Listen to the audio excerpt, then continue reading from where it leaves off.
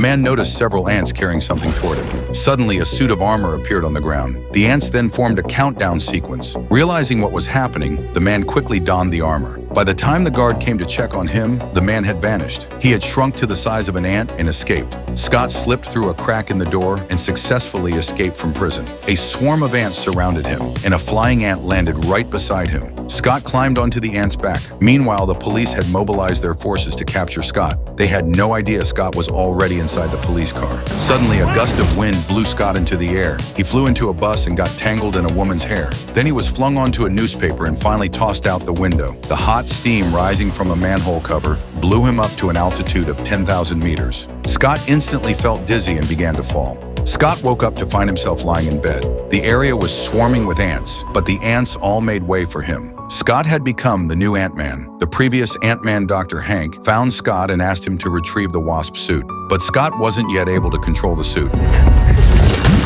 So the doctor sent Scott into the ant cave to get acquainted with the ants. These ants were his soldiers. The doctor also created 2 transformation devices. The red one could shrink objects, and the blue one could enlarge them. After some time, Scott finally mastered all his abilities. Scott shrank himself down and jumped into the sewer. When he reached the pipe opening, he immediately commanded the ants to pull him up. Scott successfully entered the laboratory building. He then made his way to a storage room. Inside lay the wasp suit. Scott tied a silk thread to it and jumped down. Suddenly, the wasp suit shot backward. A massive head suddenly appeared. The gang leader snatched the wasp suit.